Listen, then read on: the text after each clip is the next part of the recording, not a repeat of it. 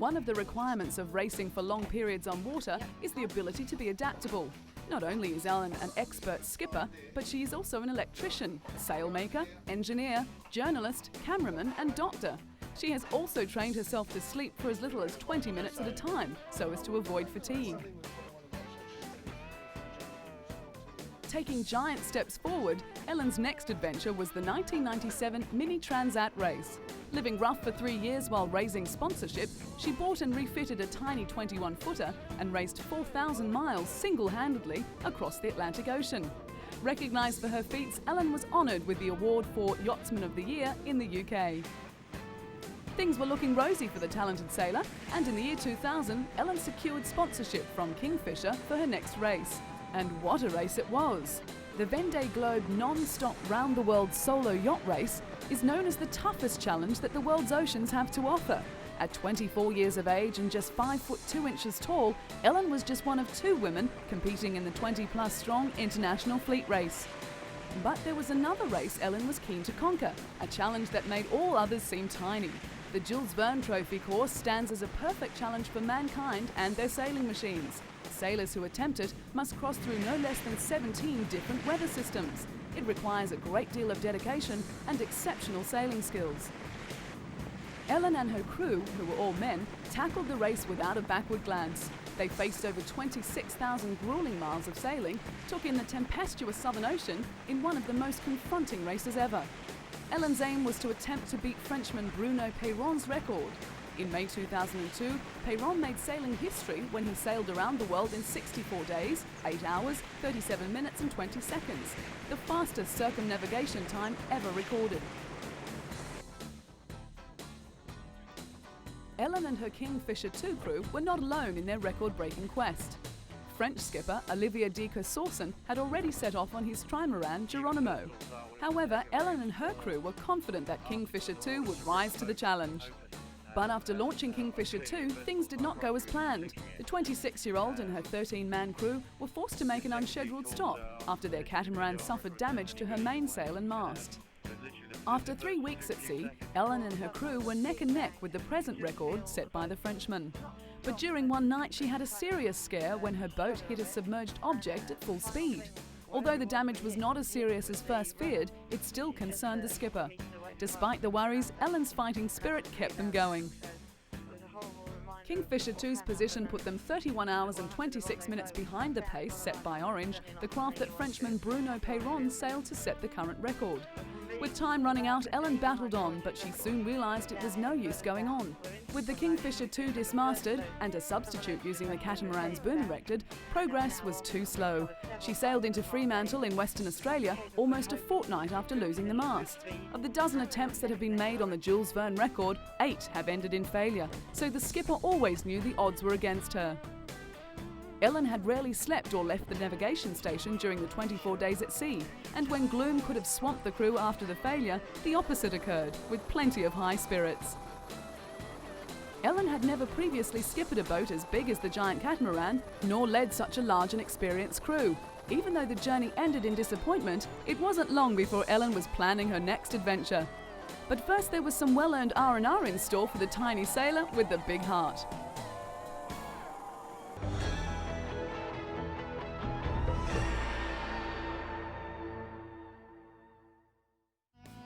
Kenya's Catherine Nedareba, winner of the Chicago and Boston marathons, is a talented athlete with a strict training schedule.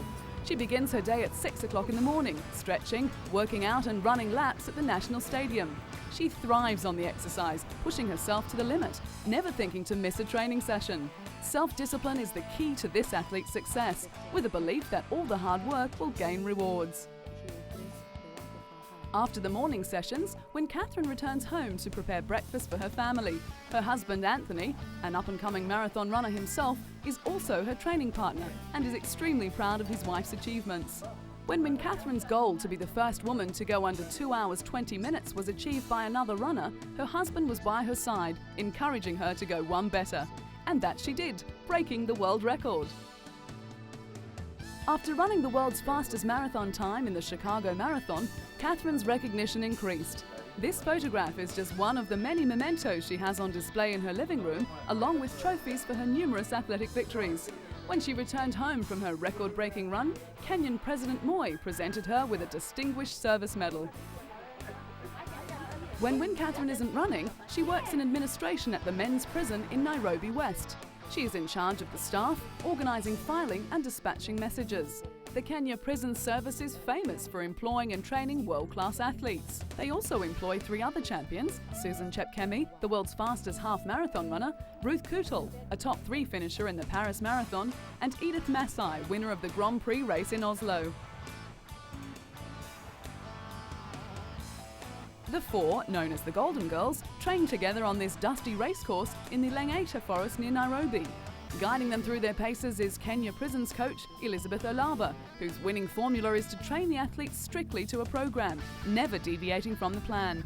She feels that it helps strengthen the mind as well as the body.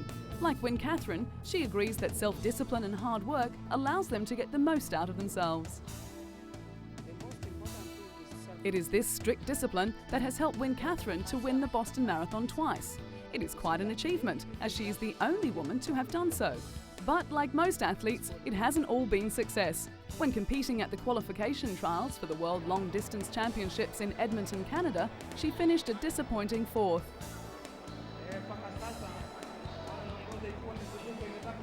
Despite that setback, Win Catherine's spirits have remained high. She has set her sights on the bigger picture, the 2004 Athens Olympic Games. Win Catherine is an incredibly strong athlete who takes charge of her life and often urges other women to do the same. She doesn't sit back and hope that things will be done for her. Instead, she tackles life head-on. She takes the initiative to dominate the world of athletics, just as her Kenyan male counterparts have done previously. And she has succeeded.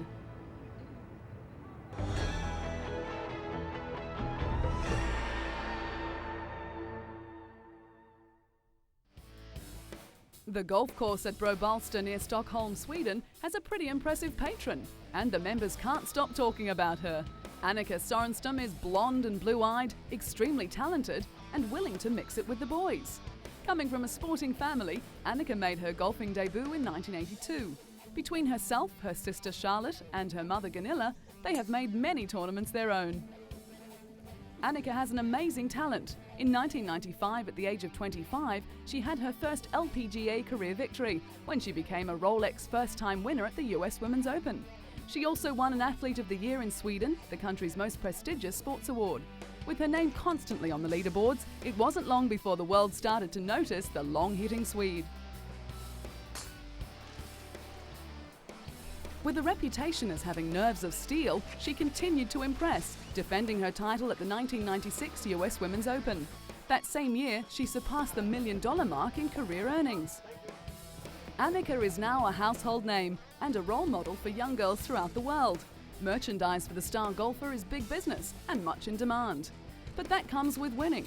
1999 saw LPGA history when she fired an 11 under during the first round of the Sara Lee Classic, as well as her first career hole-in-one. As for prize money, her career earnings skyrocketed, crossing the $4 million mark.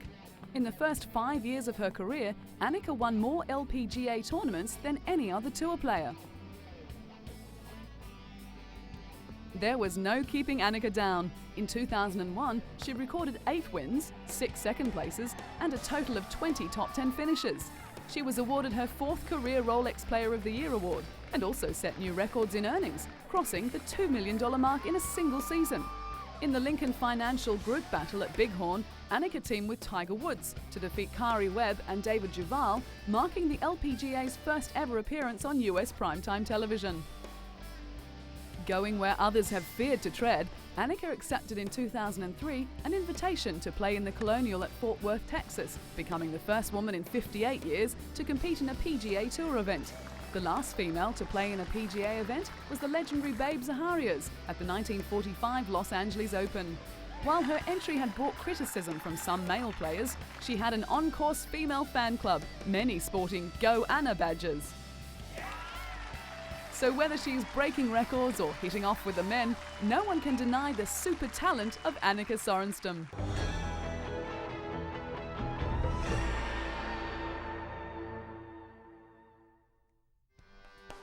Smart, tough and talented British athlete Paula Radcliffe has plenty going for her. She is articulate and outspoken, and just happens to be a damn good runner, making her the queen of British track and field. With a first-class honours degree in European studies and fluency in French and German, Paula is both smart in her lobbying techniques and brave enough to take on the might of athletics officialdom. Not scared to make her views known, Paula came to international prominence when she sat in the stands at the Edmonton World Championships, holding up a sign saying EPO cheats out. She was protesting over the inclusion of an athlete who had escaped a 2-year ban for testing positive to a banned drug. The talented runner has also inherited some handy genes, as she is the great niece of Charlotte Radcliffe, a 1920 Olympic silver medalist in swimming, and the daughter of marathon runner Peter Radcliffe. With ambitions in sport politics, particularly in furthering the cause of women in sport, an International Olympic Committee membership is not out of the question. Known as having the style of a nodding donkey, Paula looks like she is in pain, and probably is. Her eyes roll back and her head jerks as she appears to fight for breath, but looks can be deceiving. Paula, Britain's World Women's Marathon record holder, is as tough as they come. The winner of a BBC Sports Personality of the Year, Paula is inundated with offers to run in marathons, but the London Marathon is her pet favourite. She claims the internationally acclaimed event is the most important competition on her calendar. After winning and smashing the women's record in 2002 in London, she went on to become the fastest female marathon runner of all time in Chicago, finishing more than 2 minutes under world record time. With long-distance Olympic gold medals in her sights, Paula is keeping fit and healthy. But things could have been worse when she was lucky to escape serious injury when a little girl on a bicycle ran into the world champion while she was on a training run in New Mexico. Despite grazing her knees and back, Paula's rigorous training regime continued. While the London Marathon is a prestigious title, attracting the world's best athletes, thousands of amateurs also take part, many raising money for charities on the way.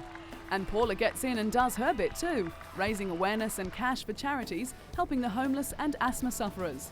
She says marathon running is a fun way for everyone to achieve a physical and mental goal. Paula won the 2003 London Marathon in style. In an astonishing 2 hours, 15 minutes, 25 seconds, she broke her own world record by a massive 1 minute, 53 seconds. With the event allowing male Kenyan pacemakers, Paula was able to use her strength and stamina to excel. Style or no style, Paula has what it takes to be the best in the world.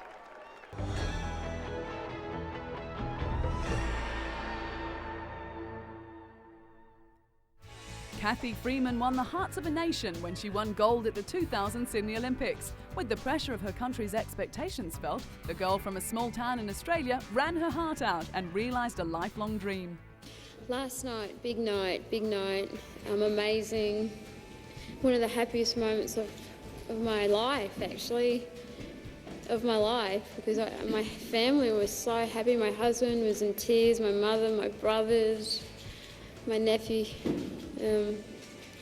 Who were there in the stadium, and I kind of sensed that I made a lot of people happy, so that made me feel really good. It had always been a goal for Cathy Freeman to run in an Olympic Games, and in 1996 she realised that dream, becoming the first Aboriginal athlete to represent Australia. At the Atlanta Games, she became the 6th fastest woman ever over 400 metres, running a Commonwealth record and winning the silver medal behind Marie-José Pérez in arguably the greatest one-lap race of all time. But it was many years ago when Cathy first discovered her love of running, competing in her first race at the tender age of 6. In her youth, she would run 12 laps barefoot around a grassy track on a regular basis. Her mother would encourage her to write out, "I am the world's greatest athlete," an affirmation which was to ring true some years later. When she was 13, she told her school guidance counsellor that her vocational plan was to win Olympic gold, a plan that was to see fruition down the track. When Cathy turned 16, she was selected to run at the Commonwealth Games, winning a gold medal as part of the 4x100 metre relay team. That win only fueled the desire to strive harder towards the ultimate goal, the elusive gold medal in an Olympic Games. When the 2000 Sydney Olympic Games finally came around, Cathy was ready to realise that goal. At the opening ceremony, Cathy was the star attraction, lighting the flame in spectacular circumstances. And what followed was everything she had ever dreamed of. With over 100,000 people chanting her name and running in a specially designed one-piece suit, Kathy flew home to win gold in the 400 metres final. The most famous Indigenous face in Australia and well-loved on and off the track, Kathy made the Sydney Olympics her own. Kathy also shined outside of athletics, receiving an honorary doctorate from the University of Ballarat. Kathy, draped in academic garb, looked a bit uncomfortable away from her familiar surroundings, but was proud of her success. She was presented with a doctorate from the university during the ceremony, with officials praising Kathy's determination and willingness to tackle challenges and her remarkable achievements. Kathy has given plenty back to the community, especially programs involving Indigenous children.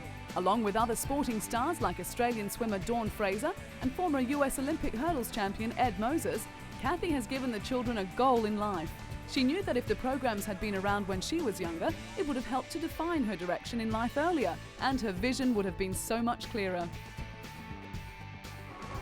Kathy, who was extremely proud of her heritage, ran her victory lap at the Commonwealth Games with the Aboriginal flag, before taking the Australian flag as well. Even though it ignited much discussion, she raised awareness regarding Aboriginal and race relations. And it was those actions that made Kathy a role model for young and old, having been awarded the title of Young Australian of the Year and the following year Aboriginal Athlete of the Year. It had been many years since Australia had their very own track star, and after Sydney, they had found their new hero in Kathy Freeman. A down-to-earth person and a fierce competitor, Kathy has been a genuine star.